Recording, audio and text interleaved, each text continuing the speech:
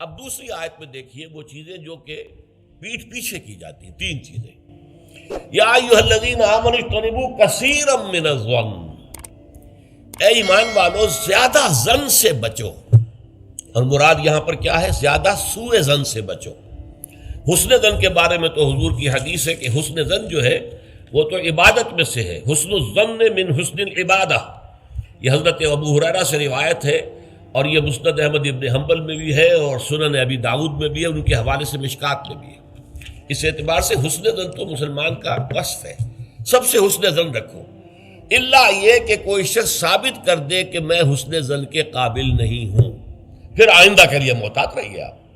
لیکن کسی سے کوئی معاملہ شروع ہی سے بدظنی پر نہ کیجیے، سوء ظن پر نہ کیجیے. مجھ سے کہا تھا ایک صاحب نے جو یہاں اس وقت یہاں کا جو کونسلیٹ ہے، امریکن کونسلیٹ، اس میں پولیٹیکل سیکریٹری تھے، وہ میرے پاس آئے تھے خلافت کے بارے میں معلوم کرنے کے لیے کہ یہ خلافت کا آپ نام لے رہے ہیں، اس سے مراد کیا ہے. تو وہیں پھر گفتگو ہوئی کہ کانسٹیٹیوشنز کے اندر جو میکینزم رکھے جاتے ہیں، چیکس اینڈ بیلنسز، تو اس نے کہا ہم تو یہ سمجھتے ہیں، ہم نے اپنا دستور اس بنیاد پر بنایا ہے کہ ہر شخص چور ہے، ہر شخص بے ایمان ہے، اور ہمیں اس کا سدباب کرنا ہے. بڑے سے بڑا آدمی ہو، بڑا نیک ہو، ایماندار ہو، اس کے بے ایمان ہونے میں دیر نہیں لگتی. لہذا ہم نے تو اپنا دستور بنایا ہے کہ ہر جگہ پر چیکس ہوں، بیلنسز ہوں، اور کہیں بھی اختیار جو ہے اتنا نہ ہو جائے کہ کوئی شخص اگر بگڑ جائے تو اس کے ہاتھوں جو ہے وہ قوم کی اور ملک کی اور پوری ریاست کی مٹی پلید ہو جائے. یہ اسلامی اصول نہیں ہے. اسلامی اصول یہ ہے ابتداءً آپ کا معاملہ کسی سے بھی ہو حسن ظن کی بنیاد پر ہوگا، لیکن یہ کہ اگر اس نے آپ کے حسن ظن کو زخم پہنچائی، ٹھیس پہنچائی، ثابت کر دیا کہ میں حسن ظن کے قابل نہیں ہوں، تو اب آپ سوء ظن معاملہ کر سکتے ہیں. الحزم فی سوء الظن، یہ کہاوت ہے. احتیاط اسی میں ہے کہ سوء ظن سے کام لیا جائے، اس لیے کہ آدمی بچنا چاہتا ہے، لیکن جیسا کہ میں نے عرض کیا ابتدا کرنا سوء ظن سے یہ اسلام میں پسندیدہ نہیں ہے. لیکن یہاں دیکھیے فرمایا اجتنبوا کثیرا من الظن، زیادہ ظن سے بچو، ورنہ اس لیے کہ ظاہر بات ہے کہ ظن سے بالکل چھٹکارا تو ممکن نہیں ہے. پچھلی نشست میں ایک صاحب نے سوال کیا تھا کہ شک میں اور ظن میں کیا فرق ہے. شک یہی ہے کہ ایک انسان کے بارے میں انسان سوچے کہ کہیں یہ کام نہ کر بیٹھے، میں اعتماد تو کر رہا ہوں، کہیں یہ میرے اس اعتماد کو ٹھیس نہ پہنچائے. اور سوء ظن جو ہے وہ یہ ہے کہ انسان جو ہے بغیر کسی اسباب کے، بغیر کسی عوامل کے، کوئی سرکمسٹانشل ایویڈنس نہیں ہے اور خام خواہ کسی کے بارے میں برا ظن قائم کر کے بیٹھ جائے. وہ گویا کہ فیصلہ ہوتا ہے، سوء ظن جو ہے وہ فیصلہ ہو جاتا ہے کہ مجھے اس شخص کے ساتھ معاملہ سوء ظن کے ساتھ کرنا ہے. یہ نہیں، البتہ شک کا پیدا ہو جانا یہ کوئی بری بات نہیں ہے، انسان ذرا سا احتیاط کا پہلو مربوط رکھ لے. تو فرمایا یا ایھا الذین آمنوا اجتنبوا کثیرا من الظن ان بعض الظن اثم، یقیناً بہت سے ظن گناہ کے درجے میں آ جاتے ہیں. آپ نے ایک شخص کے بارے میں رائے قائم کر لی، یہ برا آدمی ہے، یہ غلط آدمی ہے، یہ تو میرے درپے ہے، میرا دشمن ہی ہے، میری جڑ کاٹتا ہی رہتا ہے، حالانکہ ایسا نہیں ہے. نتیجہ کیا ہوگا؟ آپ کا طرز عمل اپنے سوء ظن کی بنیاد پر ہو جائے گا. ہر وقت جو ہے آپ کے طرز عمل سے ظاہر ہوگا وہ سارا آپ کے اندر جو بھرا ہوا مواد ہے، اور اس سے ہو سکتا ہے وہ دوسرے شخص کی خامخواہ دل شکنی ہو، اس کے احساسات مجروح ہوں، اور تمہارے حصے میں اللہ کی طرف سے، اللہ کی جانب سے اعمال نامے میں گناہ کا اندراج ہو جائے کہ ایک شخص کے خلاف خامخواہ اس نے سوء ظن کیا، جبکہ اس کے لیے کوئی آثار نہیں تھے، اس کے لیے کوئی بنیاد نہیں تھی. تو ان بعض الظن اثم، بعض ظن جو ہے وہ تو گناہ کے درجے کو پہنچ جاتے ہیں. نمبر 2 بات جس سے روکا گیا اس آیت میں، ولا تجسسوا، تجسس نہ کرو. اب تجسس کیا ہے؟ چھان بین کرنا، تفتیش کرنا. ظاہر بات ہے کہ بعض معاملات میں تو یہ ہماری ضرورت ہے. تجسس سے تو ظاہر بات ہے کہ کوئی چارہ کار ہی نہیں ہے. آخر مجرموں کی تفتیش ہوتی ہے تو تجسس اس میں ہوتا ہے. ایک دوسرے کے ملک کی جاسوسی ہوتی ہے، وہ بھی در حقیقت اپنی حفاظت کے لیے ہوتی ہے کہ وہاں کیا کچھ تیاریاں ہو رہی ہیں تاکہ ہم وہ بندوبست کر سکیں اس کے توڑ کا. تو تجسس ہر حال میں برا نہیں ہے. اسی طرح ایک بہت بڑا اخلاقی مسئلہ پیدا ہو گیا تھا جب جمع حدیث کا معاملہ شروع ہوا ہے. آپ کو معلوم ہے کہ حضور نے اپنے حیات طیبہ کے دوران تو احادیث کو لکھنے سے روک دیا تھا. آپ کا حکم تھا لا تکتبوا عنی الا القرآن، مجھ سے کوئی شے نہ لکھو سوائے قرآن کے، اس لیے کہ اندیشہ تھا کہ گڑبڑ نہ ہو جائے کہیں. جیسے کہ آپ کو معلوم ہے کہ انجیل میں حضرت مسیح کا کلام، حضرت مسیح کی سیرت اور انجیل جو حضرت مسیح پر نازل سب گڑبڑ ہیں آپس میں. یہ بتانا مشکل ہے کہ کون سی اس میں وحی ہے، کون سا حضرت مسیح کا اپنا ذاتی کلام ہے، اور کون سی در حقیقت جو ہے اللہ تعالیٰ کی طرف سے وحی آئی ہے، اور کون سے صرف واقعات ہیں حضرت مسیح کی سیرت کے. مشکل ہے. یہی کام ہو سکتا تھا اگر ان چیزوں کو گڑبڑ کر دیا جاتا. اللہ کے فضل و کرم سے اسلام میں کیا ہوا ہے؟ قرآن علیحدہ معین، بالکل معین، پھر احادیث حضور کے اقوال و افعال کو جمع کر دیا، وہ علیحدہ معین، پھر فقہ مرتب ہوئی اور اس کو بھی ترتیب دے دی گئی، سیرت علیحدہ مرتب ہوئی. سیرت میں عام طور پر ان احادیث کو بھی قبول کر لیا گیا، روایات کو جو زیادہ مضبوط نہیں ہے، زیادہ مستند نہیں ہے. حدیث کی کتابوں میں ان روایات کو قبول نہیں کیا گیا، کیونکہ حدیث سے احکام نکلنے ہیں، شریعت کا منبع بنے گی حدیث، لہذا یہاں جو ہے بڑی چھان بین کی ضرورت تھی. تو جب محدثین نے یہ چھان بین شروع کی راویوں کے بارے میں، فلاں شخص نے فلاں سے روایت کی، اب وہ جاتے تھے اور پتہ کرتے تھے ماحول میں اس شخص کا کردار کیسا ہے، اپنے ماحول میں اسے کیسے پہچانا جاتا ہے، ایک نیک اور شریف اور سچے انسان کی حیثیت سے یا جھوٹے اور دغاباز انسان کی حیثیت سے. اس کے لیے تفتیش کرتے تھے، کیونکہ اگر اس کا کردار اچھا نہیں ہے، اگر اس کی شہرت اچھی نہیں ہے، تو پھر ہم اس سے حدیث نہیں سنیں گے. کیا پتہ اس نے اس حدیث میں ملاوٹ کر دی ہو، کیا پتہ اس نے خود اپنی جی سے گھڑ لی ہو. تو یہ احتیاط کی گئی. اس پر بعض لوگوں نے جو درویش قسم کے تھے، نیک لوگ تھے، انہوں نے کہا یہ تم قرآن کے خلاف کر رہے ہو، لا تجسسوا.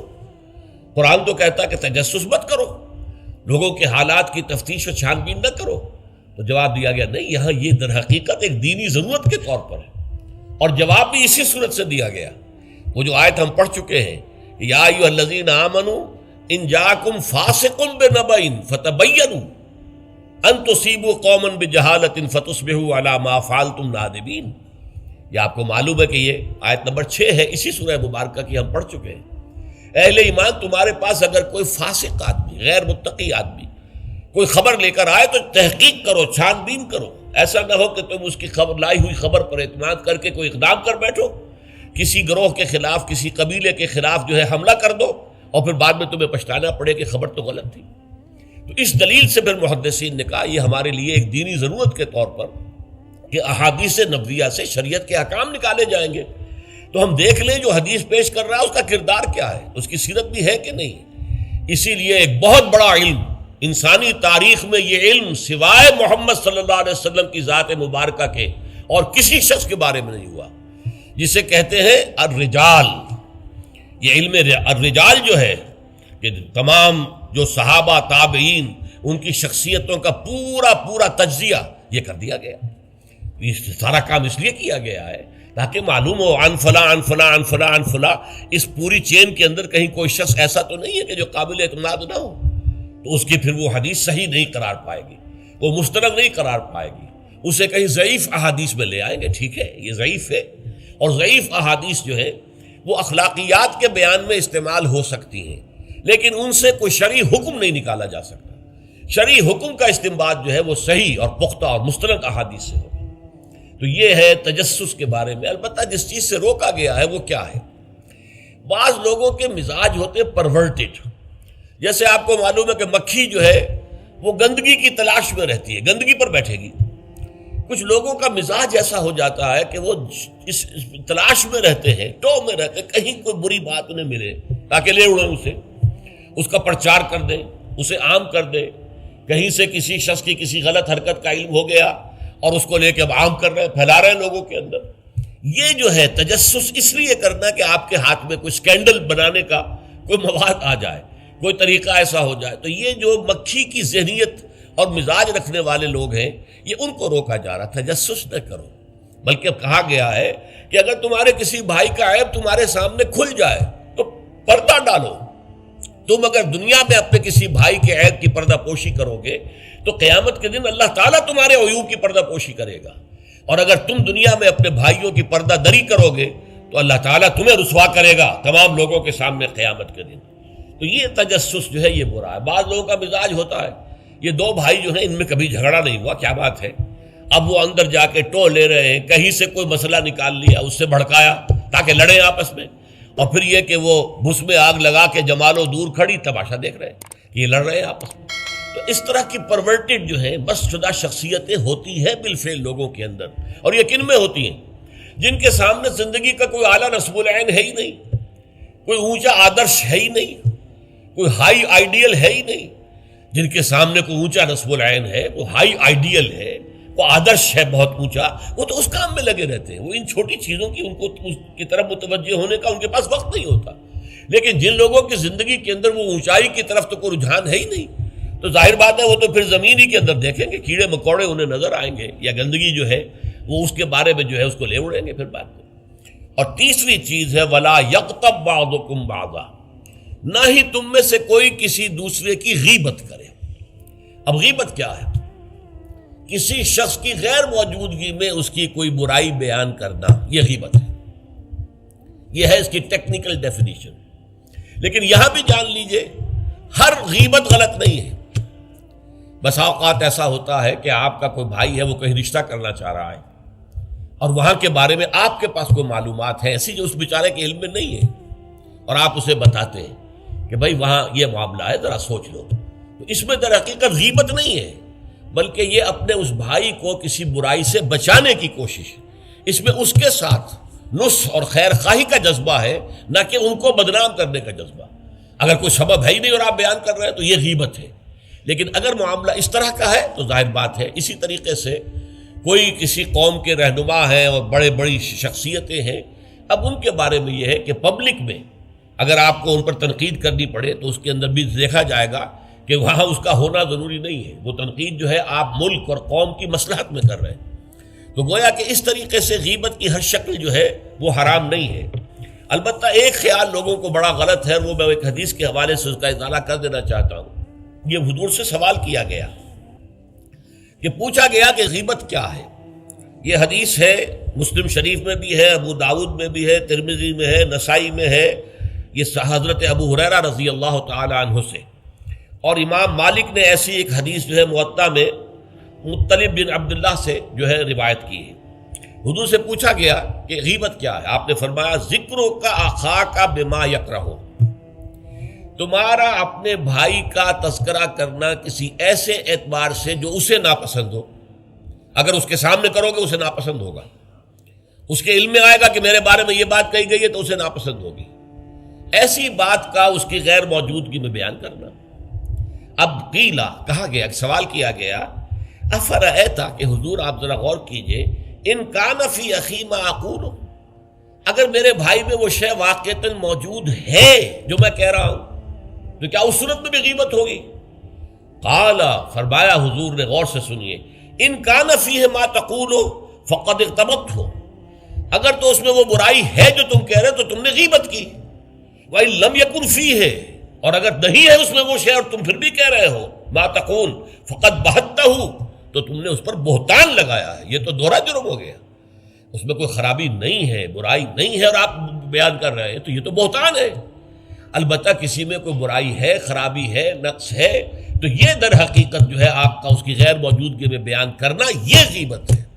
تو اس اعتبار سے غیبت کی جو برائی ہے اس کو اچھی طرح سمجھ لیجئے، اور یہ ہمارے معاشرے کے اندر بہت پھیلی ہوئی ہے یہ شے، بلکہ یہ کہا جاتا ہے اور صحیح کہا جاتا ہے کہ وہ کئی کورسز کا ڈنر ہونے کے بعد جو ہے پھر جب گفتگویں ہوتی ہیں تو معلوم ہوتا ہے کہ سب سے زیادہ لذیذ ڈش جو ہے وہ ایک دوسرے کی غیبت ہے۔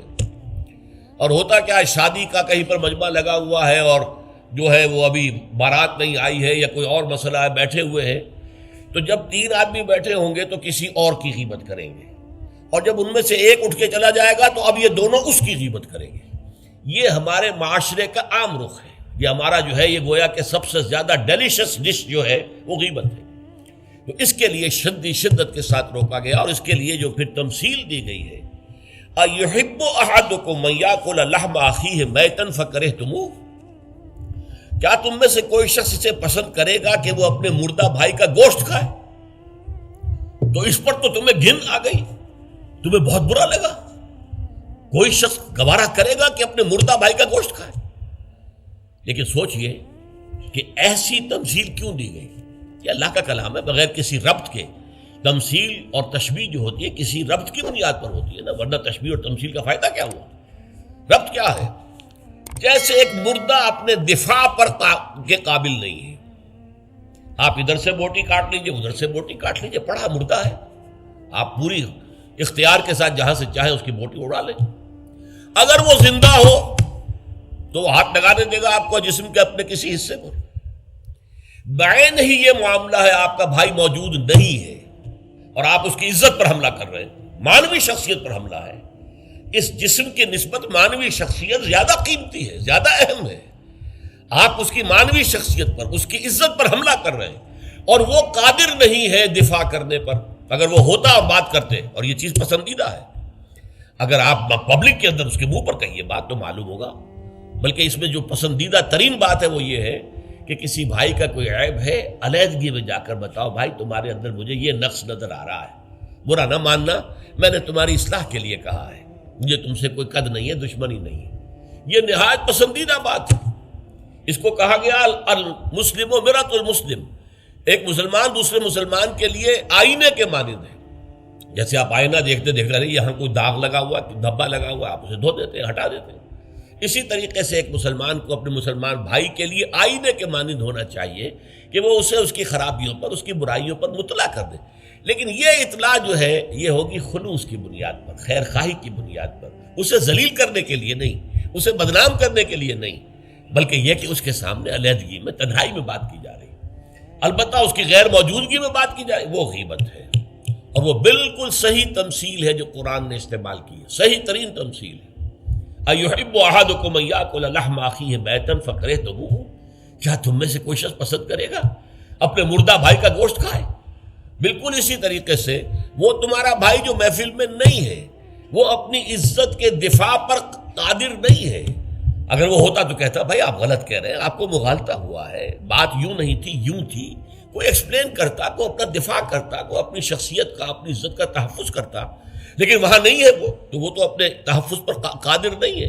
لہذا یہ غیبت در حقیقت مانوی سطح پر وہی شے ہے جو مادی سطح پر کسی مردہ بھائی کا گوشت کھانا ہے۔ فَكَرِهْتُمُوهُ، یہ تو تمہیں بہت برا لگا یہ بات۔